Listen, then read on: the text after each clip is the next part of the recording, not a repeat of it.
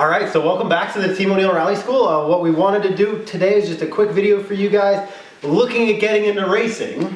Right. Do you rent a car? Do you buy a car? Do you build a car? Let's just do quick introductions just because you guys need to know kind of who we are.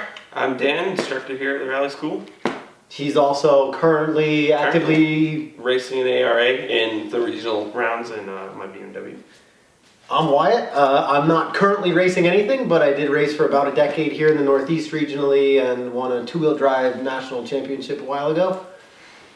Chris Sear, I'm the general manager here at Team O'Neill, and I understand all the business backgrounds of things. I manage our motorsport racing program, so kind of day in, day out, I help people get in rally cars one way or the other.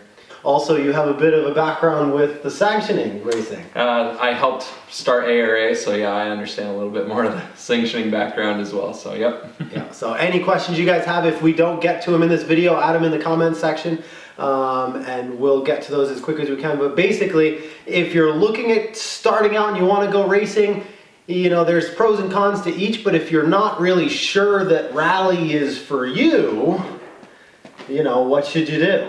Well, the first thing we can start with is renting a car. You know, people rent out their personal cars when they're not at races for sprints or real rallies, and people sometimes have cars that are solely for renting. And that's kind of more sporadic. Not everybody keeps like a fleet of rental rally cars sitting around. But, you know, people will post up there that, you know, for such and such money we can show up, and sometimes they even offer to have, you know, an arrive and drive where they have a crew for you and everything to sort it out, just so that you can drive and test and figure it out. And that varies with money based on, you know, the car and the stuff that comes with it, you know, based on crew and all that stuff.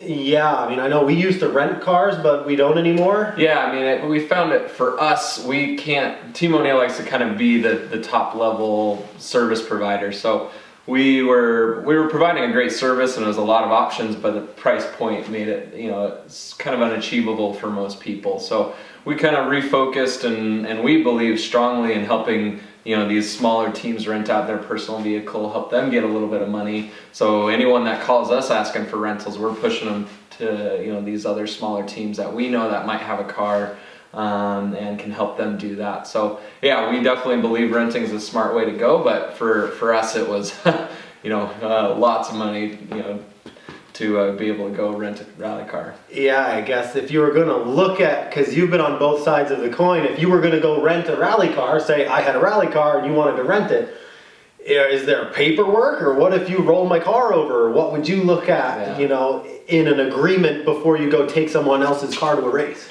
Yeah, and that's funny because since no one else is formally doing rally rental cars, the paperwork's always weird a little bit, but there's no insurance company in the US that provides rental insurance, and that's been a big variable. So, you know, you go rent one of our Fiesta R2s, which is $80,000, you know, new, and you wreck it, you know, with the rental fee was $7,000 plus, then you might be liable for the other $80,000 worth of rally car that if you wrecked it. So the numbers just can explode. But if you're renting a small rally car that, you know, maybe is worth $20,000 from a small team, and you can rent it for a few $1,000s, and you guys maybe can come up with an agreement on damage. And that's the nice thing about rally cars, it's pretty hard to fully destroy a rally car. So it is possible, and people do it like if they burn to the ground or something, but yep. it's never happened before. But it sounds like it's mostly you break it, you bought it type of deal. Effectively, yeah. So that's the risk of renting, and especially in the US. You could go to Europe. I actually know a few drivers that have gone to Europe because Europe does have rally rental insurance. So you could find a rally car and go race in Europe maybe even. Yeah, I know just from having done a few races in South America that the best way to do it, if you do want to, say you want to go to a rally in Ireland, or, you know, I was down in Colombia and Chile and stuff, you're not going to put your car on a container and pay that money, and even if you did, it's probably not going to be legal to run anyway. So one thing you can do is call, you know, whoever the organizer is. You know, if some Irishman calls the American Rally Association and says, hey, I'd like to rent a car, they're going to know what to do. So if you want to go rally in Ireland, you know, email the Irish Rally Sanctioning Body and they'll probably have somebody. You know, if you were going to go do a rally, what would you look for, you know, in a rental type of situation? In terms of car? Yeah, I mean, in the U.S., people loan out their personal cars, right, for a couple $1,000 or a couple $100, depending on the car.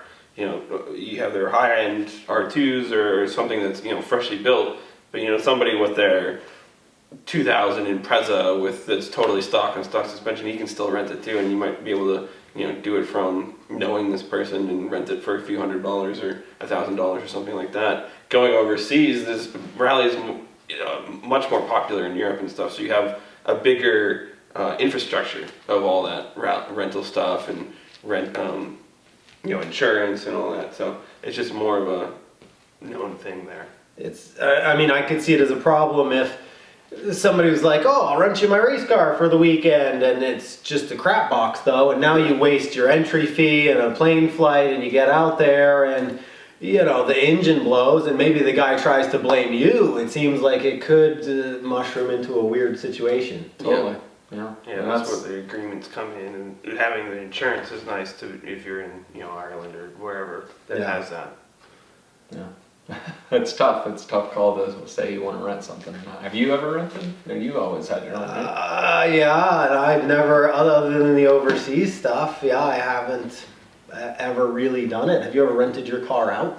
No, I haven't rented my car out. It's, you know, and then if you have your own car, renting it out like that, if you built it or it's, you know, it's like the only car you kind of have for that kind of thing, it's gets a little finicky because things might be kind of tricky on, oh yeah, if it does this, do that, and then you're like out on stage and it's not running and you don't know you're supposed to touch two random wires together or some crazy thing like that. So yeah, renting out my car, it's something I thought about, but Yeah. you kind of giving your thing to someone else you might not know, and Yeah. it's kind of weird. For sure. Well, so there are rental options. It's a good way to go, but probably look for something that's relatively high quality, Right. with a proven track record of finishing races.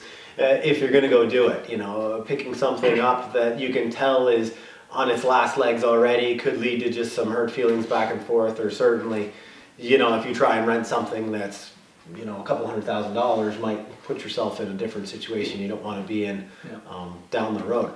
But